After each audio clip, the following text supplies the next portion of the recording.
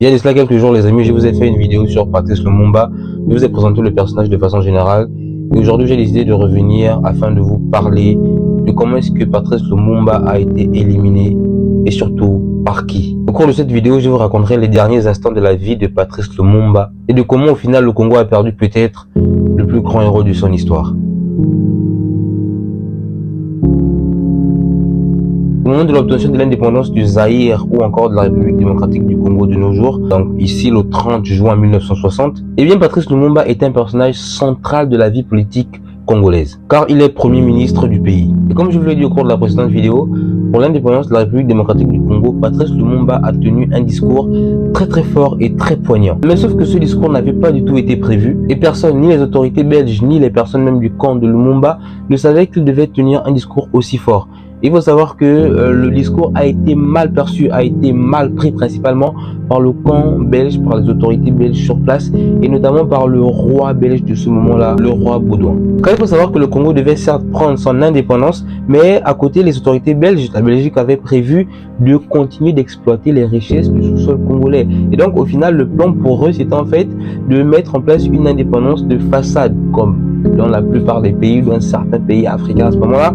Donc la Belgique, de par l'intermédiaire du roi belge à ce moment-là, le roi Baudouin, voulait continuer d'exploiter les richesses du Congo et que cette indépendance soit au final une indépendance que de facettes. Mais dans les faits, au final, ce seraient les autorités belges qui devaient continuer à contrôler un peu le système de façon générale.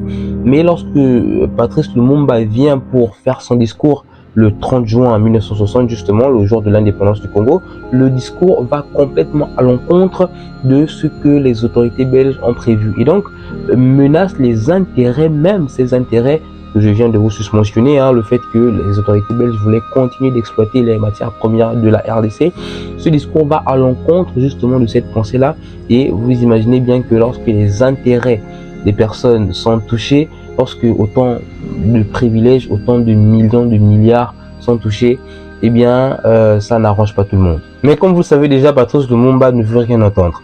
Pour lui, les richesses du Congo appartiennent aux Congolais et à personne d'autre. Et c'est dans ce contexte très tendu qu'il y a eu une rupture totale entre le gouvernement belge et le gouvernement congolais, justement parce qu'il y a eu cette friction-là. Mais il faut savoir que la véritable chute de Patrice Lumumba ne commence pas d'abord avec la Belgique ou avec les pays occidentaux, mais cette chute commence d'abord même dans son propre pays, en République démocratique du Congo. Et donc il y avait plusieurs opposants à Patrice Lumumba, mais les principaux à ce moment-là étaient des séparatistes du Katanga. Alors le Katanga, il faut savoir que c'est une province de la République démocratique du Congo. Et donc les séparatistes de cette province-là souhaitaient faire sécession de la province du Katanga. Et ce que vous devez bien vous en douter, Patrice Lumumba n'a pas accepté et ne souhaitait tout simplement pas. Pour lui, le Katanga ne pouvait pas faire sécession parce que le Congo était uni. Le Congo est un et personne ne devrait séparer, que ce soit une partie du pays ou ce genre de choses. Et donc les séparatistes du Katanga étaient devenus une réelle menace pour Patrice Lumumba. Et comme dit l'adage, l'ennemi de mon ennemi, c'est mon ami. Et donc les Belges à ce moment-là se rendant compte que les séparatistes de Katanga souhaitaient la perte et la chute de Lumumba, ils décident de s'allier avec les séparatistes du Katanga en envoyant plus de 10 000 soldats belges soutenir ce mouvement de force-là et ces sécessionnistes qui voulaient clairement séparer le Katanga du reste du pays. Voyant leur influence devenir de plus en plus grande, leur menace se concrétiser, Patrice Lumumba décide de faire appel aux États-Unis afin de régler cette situation en envoyant des soldats sur place, ce à quoi les États-Unis ne donnent clairement pas suite et disent à Patrice Lumumba de se tourner vers l'ONU. Et comme vous le savez très bien, l'ONU, voilà, c'est un organisme qui est contrôlé par les États-Unis. Donc au final, la décision des États-Unis, c'est aussi la décision de l'ONU. Alors Patrice Lumumba, face à cette désillusion, décide de menacer de faire appel à l'URSS, aux Russes, enfin aux Soviétiques à ce moment-là, afin d'intervenir militairement au Congo, afin de mettre fin à la situation chaotique que faisaient vivre les séparatistes du Katanga au pays. Il est important qu'on s'arrête sur cela car à cette époque, en 1960 donc, nous sommes en pleine guerre froide. Et qui dit guerre froide dit des accords entre bien sûr les Américains et l'URSS et plus généralement les pays qui soutiennent ou qui sont pour les États-Unis contre les pays qui soutiennent, qui sont pour l'URSS du coup. Les États-Unis se rendant compte de cela et avec la crainte que les Soviétiques puissent s'emparer également de cette partie du monde, de ce nouveau continent, du tiers-monde, eh bien les États-Unis vont décider de réellement prendre ce problème à bras le corps. Et vous savoir que ce rapprochement de Patrice Lumumba avec l'URSS est vraiment l'une des choses qui a vraiment précipité et qui a fait en sorte que, en fait, il s'attire les foudres des États-Unis et des pays occidentaux de façon générale. Et donc là, Patrice Lumumba n'avait plus un ennemi, la Belgique en l'occurrence, il avait désormais deux ennemis, la Belgique et les États-Unis. Et autant vous dire que on n'a pas forcément envie d'avoir ce genre d'ennemis. Le 18 août 1960, le président Eisenhower convoque une réunion du Conseil de sécurité des États-Unis à Washington, à la Maison Blanche, et le cas de la République démocratique du Congo lui est présenté. Et à ce moment-là, il aurait dit « Prenez toutes les dispositions possibles pour éliminer Lumumba ». Alors je dis bien « il aurait dit » parce qu'il n'y a pas de vidéo ou d'audio officiel par rapport à ça, mais plusieurs versions de plusieurs historiens différents semblent aller dans ce sens et corroborer justement cette assertion-là. On sait que la CIA a essayé de travailler avec un poison. Le dentifrice, c'est ça. Le dentifrice, oui, qui n'a pas eu un succès. La CIA a envoyé un expert, un de ces gens qui étaient actifs à l'intérieur de cette unité de la CIA qui organisait des opérations.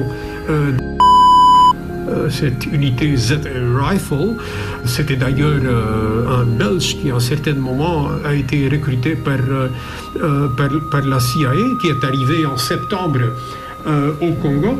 Mais dès que Lumumba était dans sa résidence, enfermé, c'était très difficile pour organiser une tentative. Il y a encore une autre tentative, le soi-disant opération Barracuda, qui était organisée par la Belgique, mais dont on n'a pas vu de suite de cette affaire-là. Et avec tous ces problèmes, le pouvoir congolais s'est retrouvé vraiment déchiré de l'intérieur parce que le président décide le 5 septembre 1960 de démettre Patrice Lumumba de ses fonctions de Premier ministre. Alors ici, le cas est assez particulier et je souhaite qu'on prenne une minute pour mieux comprendre la situation. Alors il faut savoir qu'au moment de l'indépendance de la République démocratique du Congo, les forces politiques du pays, donc y compris Patrice Lumumba, le président congolais, enfin celui qui deviendra plus tard le président de la République démocratique du Congo, Kasavubu, et le chef de l'état-major Mobutu sont unis à ce moment-là parce qu'ils ont une cause commune, c'est l'indépendance de la République démocratique du Congo. Mais avec le temps, en fait, il se trouve que le président Kasavubu et Mobutu vont être plutôt pro-américains et vont décider de se ranger dans ce camp tout simplement, au contraire de Patrice Lumumba qui lui est plutôt pro-soviétique, voilà, qui se rapproche clairement de l'URSS. Et donc en fait dans le pouvoir congolais, il y avait déjà cette rupture qui s'observait entre donc le premier ministre Patrice Lumumba, le président de la République Kasavubu et le chef d'état-major Mobutu. Et donc Patrice Lumumba est déchu de ses fonctions de premier ministre et sa descente au problème continue. C'est ainsi que le chef d'état-major, donc Mobutu, décide le 1er décembre 1960 d'envoyer des troupes de l'armée congolaise afin de capturer Patrice Lumumba à son domicile. Dès lors, Patrice Lumumba est traîné vraiment comme du n'importe quoi par ces forces armées-là. Du 12 au 13 janvier 1961, une mutinerie éclate à la prison dans laquelle Patrice Lumumba est détenu captif. Et le président Kasavubu donne immédiatement l'ordre qu'il soit transféré de Léopoldville, dans la prison dans laquelle il était, à Elisabeth, l'actuelle Lubumbashi. Lorsqu'il arrive là-bas, il est pris en charge par les séparatistes katangais, donc dans la province de Katanga, et par les troupes de Moïse Tshombe. Dès lors, c'était clairement la fin pour Patrice Lumumba car il avait été remis entre les mains des personnes qui souhaitaient depuis toujours mettre fin à ses jours tout simplement. Et ce dernier a été conduit au peloton la nuit du 17 au 18 janvier 1961. À l'époque de Patrice Lumumba, plusieurs militaires belges sont présents, comme quoi depuis le début ils sont là. Et juste après ce dernier, son corps sera dissous dans une cuve d'acide par un policier belge. Et c'est ainsi que le Congo a peut-être perdu le plus grand héros de son histoire.